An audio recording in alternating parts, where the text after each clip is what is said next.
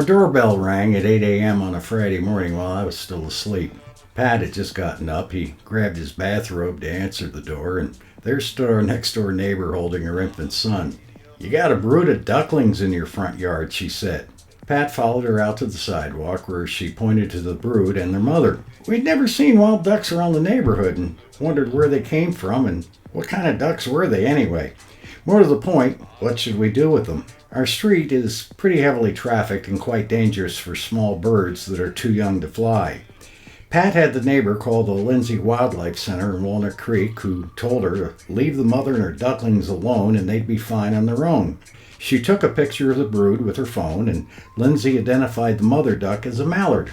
There aren't any nearby ponds in our neighborhood, so I couldn't imagine where the ducks had come from. A search of several of our security cameras, though, revealed that they had come from the direction of Mills College at the corner where there are 2 ponds on the campus. The larger pond, called Lake Aviso, is isolated in the woods behind the campus buildings and what I would consider a safe place to raise a brood, except for the creatures that come out at night. That is, the raccoons, the opossums, the skunks, and whatever else might find its way down the 1,000-foot hills at the top of the street just across the freeway. With the crowd gathering on our sidewalk to look at them, Mama Mallard decided to move her brood and headed off to our neighbor's driveway and through the gate to her backyard, where they stayed for a bit before leaving for parts unknown.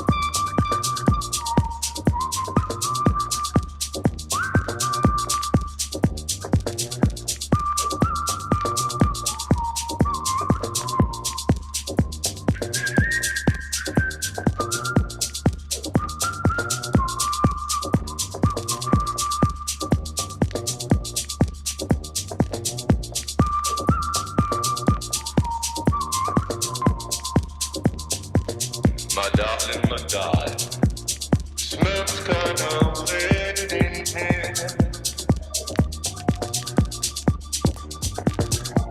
It smells kinda wet in here.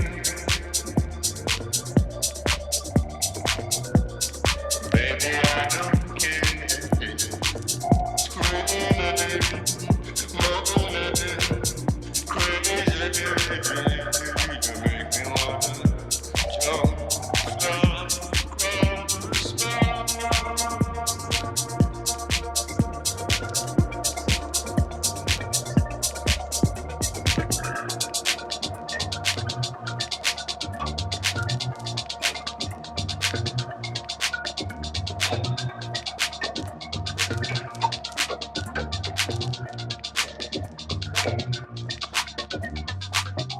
I'll be your lover forever. I'll be your lover forever. I'll be your lover for the night. Whether you're coming or